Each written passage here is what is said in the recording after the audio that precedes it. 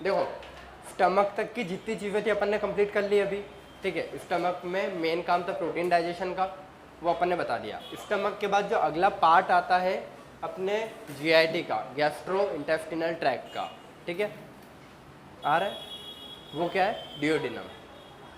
Stomach के बाद क्या था, स्मॉल इंटेस्टाइन। स्मॉल इंटेस्टाइन का जो सबसे पहला पार्ट है वो क्या है, डियोडिनम, फिर जेजिनम, फिर इलियम, और उसके बाद लार्ज इंटेस्टाइन शुरू हो जाती है। तो अभी जो अपन पोर्शन पढ़ रहे हैं ये स्मॉल इंटेस्टाइन का पढ़ेंगे। सबसे पहले अपन ने माउथ का पढ़ लिया, इसोफेगस में तो कुछ था ही नहीं, ठीक है। फिर स्टमक का पढ़ लिया अच्छे से सारा जितना था, ठीक है। और स्टमक के बाद अपन आएंगे अब स्मॉल इंटेस्टाइन पे, ठीक है। तो स्मॉल इंटेस्टाइन को स्टार्ट करते हैं। तो स्मॉल इंटेस्टाइन में जो सबसे पहली लाइन लिखी हुई है, various types of muscular movements are generated by the muscular layer of small intestine. ये पूरी एलिमेंट्री कैनाल में वैलिड होता है पॉइंट, समझ में। पूरी एलिमेंट्री कैनाल में मस्कुलर लेयर है, बता रखा है, और वो पूरी मस्कुलर लेयर चर्निंग मूवमेंट्स करती है। चर्निंग मतलब चबाने वाले, ऐसे मूव करती है ताकि फूड मिक्स हो। पूरी स्मॉल इंटेस्टाइन कर रही ना, ये चीज़ पता है तो वही लिखा है। लेकिन स्मॉल इंटेस्टाइन में अलग से नर्वस सिस्टम की कुछ कुछ चीज़ें होती है, वो भी इन्वॉल्व होती है। तो जो चर्निंग मूवमेंट्स होंगे ना इसमें बहुत ज़्यादा होंगे एज कम्पेयर टू अभी तक का, ठीक है। Various types of muscular movements, इसकी जो एलिमेंट्री कैनाल की मसल वाली लेयर है वो मूव करेगी। Muscular movements are generated by the muscular layer of small intestine. तो जो इसने वर्ड लिखा ना जनरेटेड, ये इसका लोकल नर्वस सिस्टम यहाँ पे कुछ होता है वो जनरेट करता है कि इसकी जो मस्कुलर लेयर थी ना सर्कुलर और अपना कौन सी लॉन्जिट्यूडनल वाली, उनमें कुछ पेचेस होते हैं, ठीक है कुछ नोड्स होते हैं, वो इम्पल्स, जैसे अपने हार्ट में ऐसे नोड इम्पल्स जनरेट कर रहा है तभी हाथ धड़क रहा है ना, ऐसा फड़फड़ा रहा है ऐसा। तो ऐसे स्मॉल इंटेस्टाइन की जो लेयर है ना मस्कुलर वाली, उसमें भी ऐसे कुछ कुछ जैसे ऐसे नोड है वहाँ पे, ऐसे यहाँ पे भी कुछ कुछ ऐसे छोटे छोटे नोड्यूल्स होते हैं, ठीक है। वो नोड्यूल्स यहाँ पे ऐसे इम्पल्स देंगे, उन्होंने जैसे इम्पल्स दिया कॉन्ट्रैक्ट होगा। तो ये चीज़ सिर्फ स्मॉल इंटेस्टाइन में है, लोकलाइज्ड नर्वस सिस्टम वहाँ का, ठीक है। वो वहाँ की चीज़ों को ऐसे ही लाएगा, वरना स्टमक में ऐसा कुछ नहीं पढ़ा अपन ने कि नर्वस सिस्टम अलग से उसको ऐसे ऐसे कुछ कर रहा है। इसोफेगस में कुछ नहीं पढ़ा, ठीक है, सिर्फ यही पढ़ा। तो पहला पॉइंट ये हो गया। अब स्मॉल इंटेस्टाइन देखो, ये चीज़ तुमको कैसे यहाँ पे समझाता हूँ मैं। ये अपन ये स्टमक के बाद स्मॉल इंटेस्टाइन का डियोडिनम पार्ट है, सबसे पहला पार्ट, ठीक है। अब इधर आता है लीवर, ये चीज़ पता है। स्टमक के जस्ट नीचे आता है पेनक्रिया, और पेनक्रिया की डेफिनेशन में बताया था कि सी शेप डियोडिनम के बीच में सिचुएटेड है ना, पढ़ा था, ये देख लो बुक में, सी शेप डियोडिनम के बीच में सिचुएटेड है। तो जब पेनक्रिया उसमें पढ़ोगे ना तो उसमें ये आएगा ऐसा, ठीक है।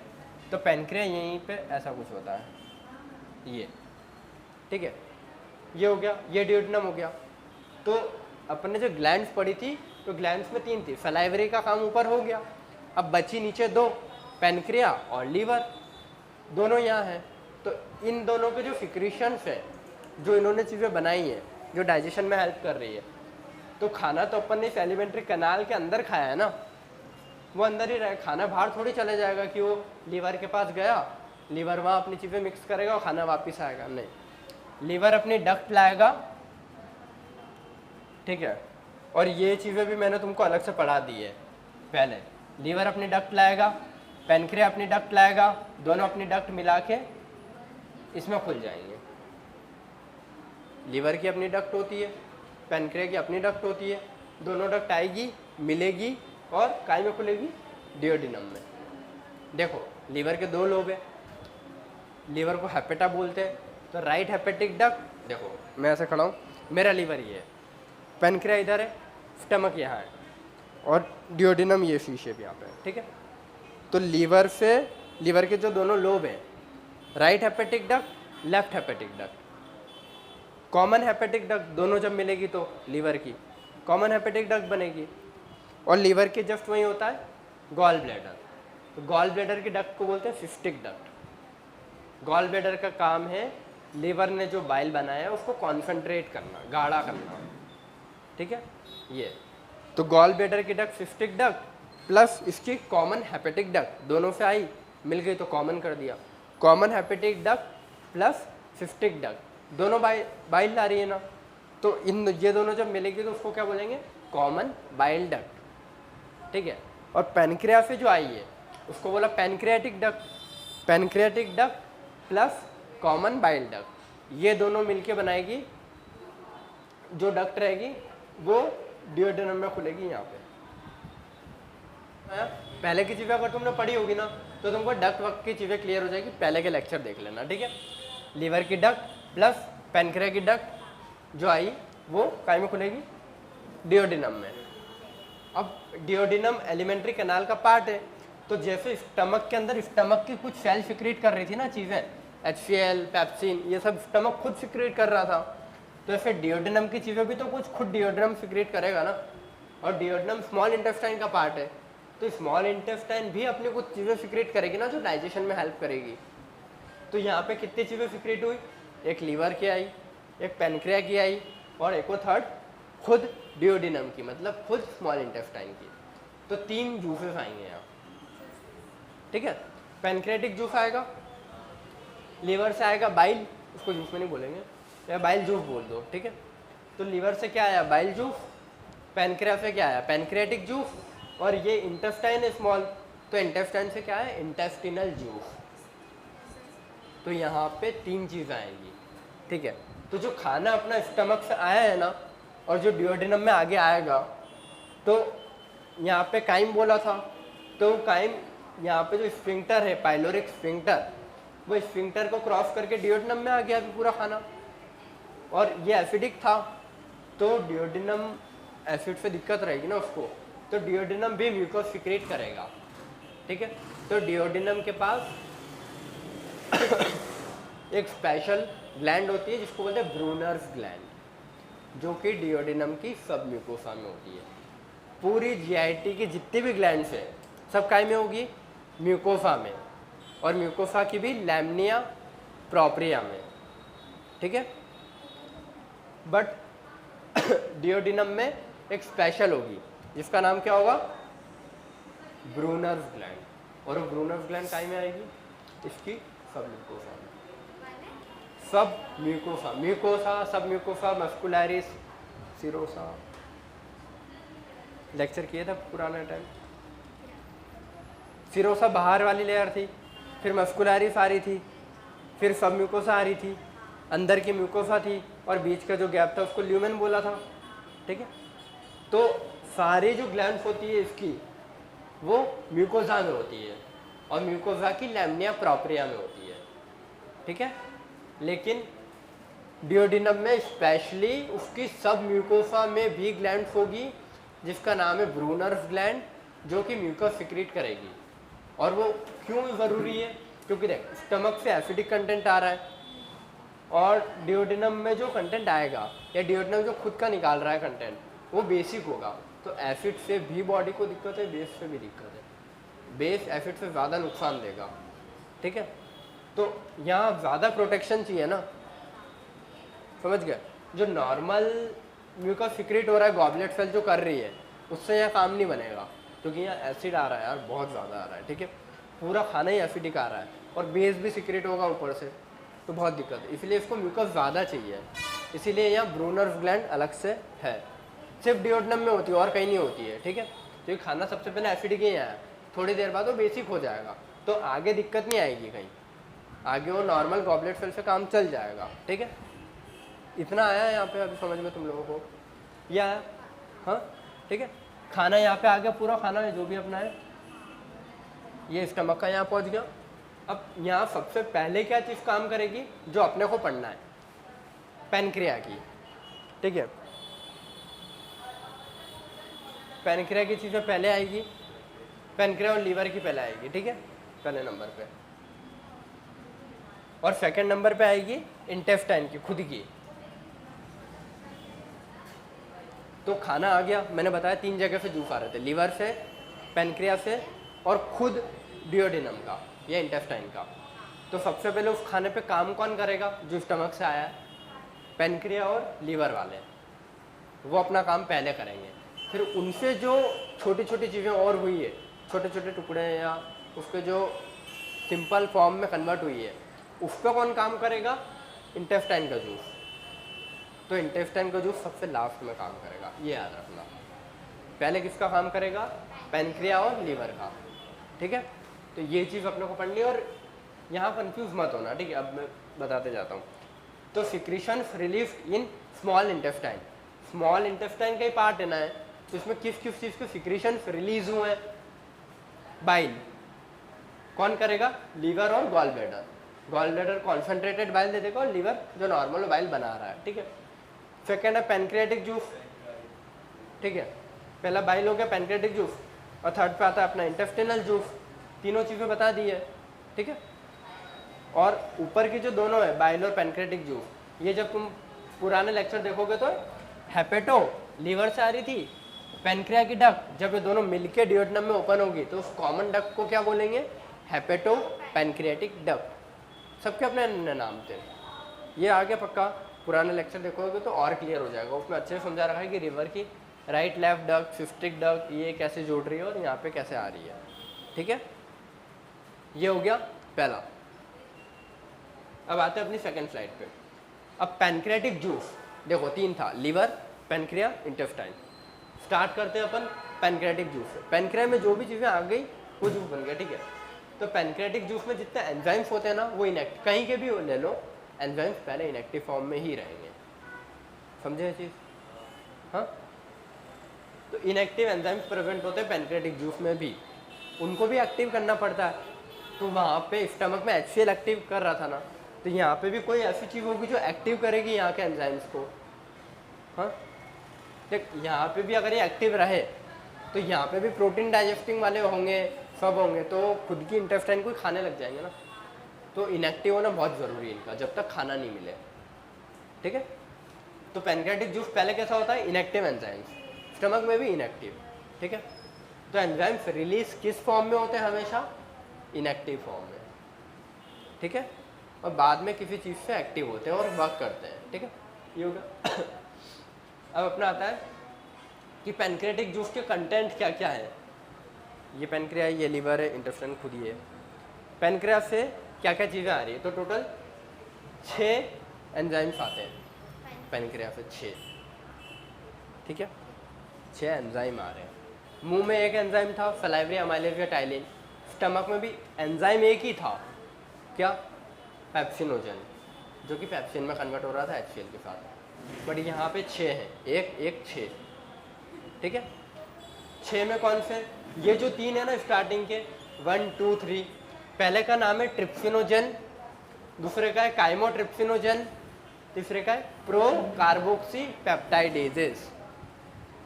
तो ये तीनों प्रोटीन से रिलेटेड है। अपन ने खाना खाया उसमें तीनों चीज़ें थी, कार्ब्स, प्रोटीन्स, फैट्स। तो ये जो 3 एंजाइम है ना, ये 3 एंजाइम तुम्हारे प्रोटीन को डाइजेस्ट करने में हेल्प करेंगे। देखो स्टमक में पूरे प्रोटीन्स नहीं टूटे थे, ठीक है। प्रोटीन जब टूटे थे तो प्रोटियोसेस प्लस पेप्टोन्स में टूटे थे, ठीक है। तो हाँ, प्रोटियोसेस प्लस पेप्टोन्स में टूटे थे। अब उनको आगे और भी तो तोड़ना पड़ेगा ना। प्रोटीन कहाँ से बनते हैं? अमीनो एसिड से। तो अमीनो एसिड तक ले जाना पड़ेगा ना उनको, छोटे छोटे फॉर्म में कर करके, पॉली से ऑलिगो, डाई, मोनो, ऐसे करके, ठीक है। तो ये जो 3 चीज़ें हैं ये क्या करेगी?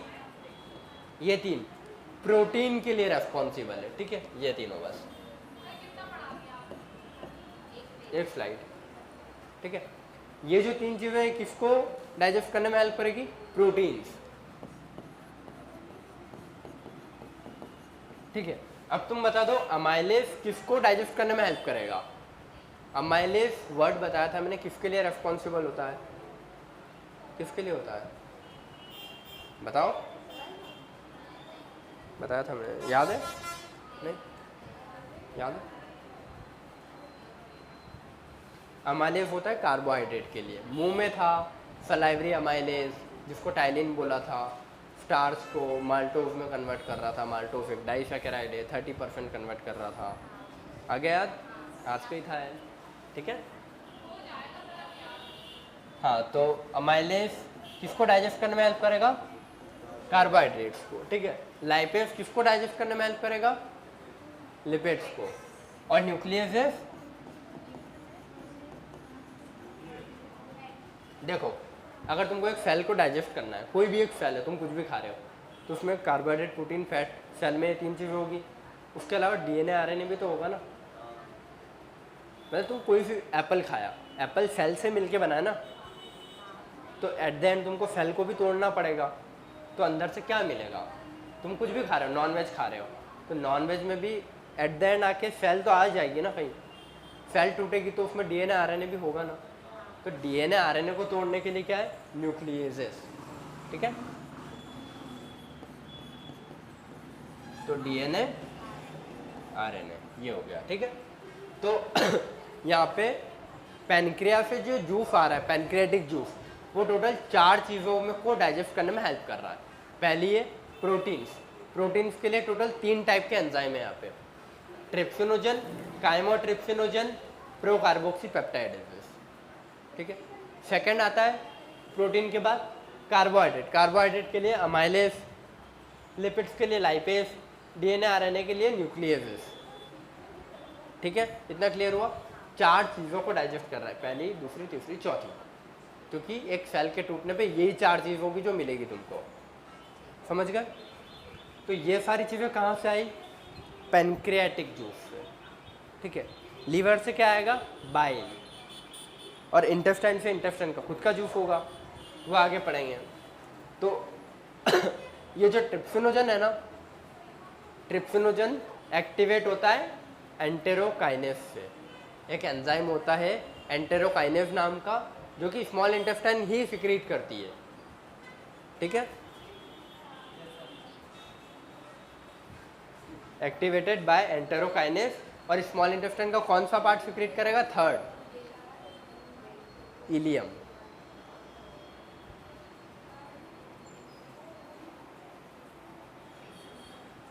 ठीक है।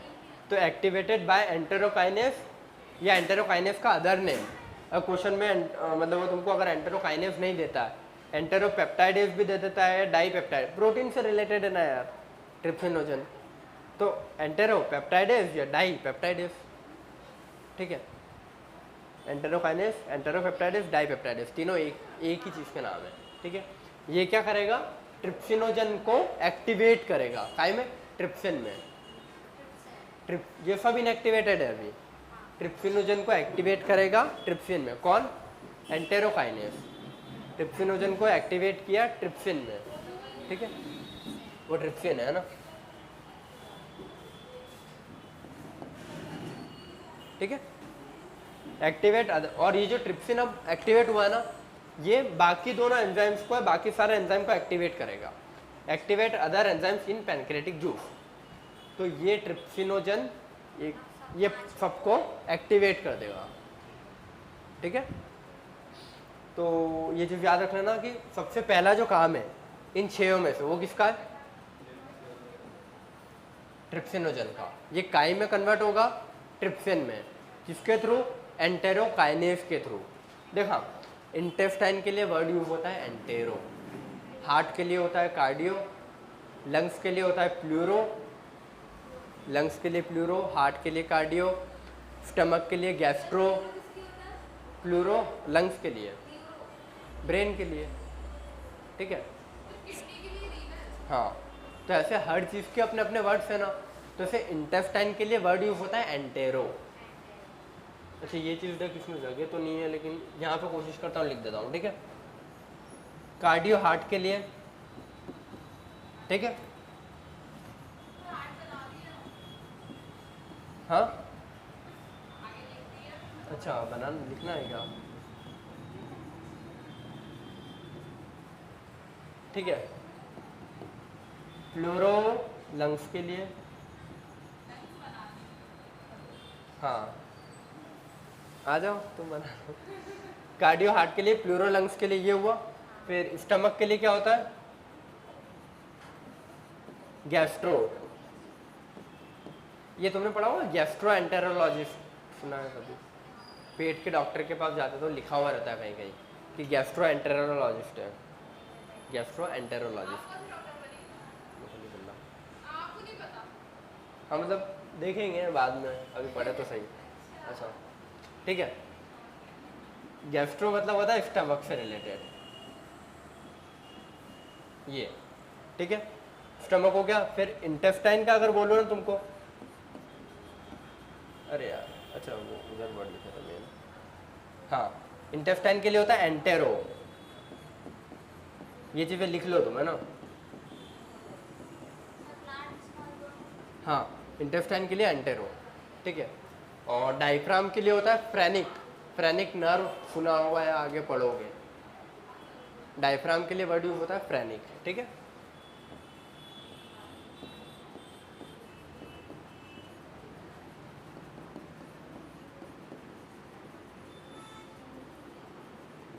डायफ्राम का हो गया।